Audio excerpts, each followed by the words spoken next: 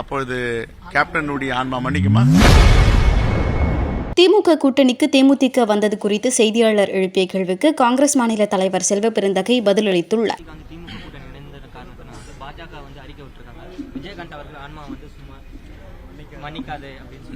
அவங்களுக்கு மாநிலங்களவை உறுப்பினர் கொடுக்கணும்னு ஏமாத்தினாங்களே, அப்பொழுது கேப்டனுடைய ஆன்மா மன்னிக்குமா? தேமுதிகவை ஏமாத்தினது யார்?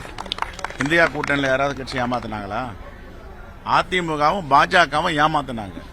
ஏமாற்று கட்சிகள் மாநிலங்களவை உறுப்பினர் கொடுக்கறன்ட்டு அவங்க நட்டாத்துல விட்டாங்க. அவங்கள தான் ஆன்மா மன்னிக்காது.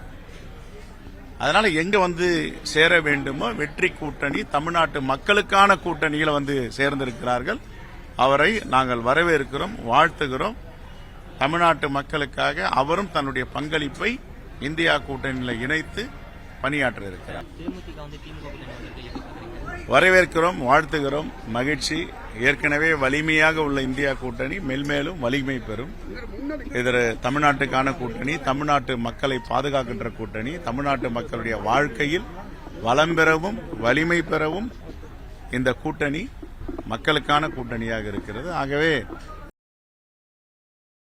செய்திகளை உள்ளது உள்ளபடி தெரிந்து கொள்ள ரெஃப்ளெக்ட் நியூஸை சப்ஸ்கிரைப் பண்ணுங்க.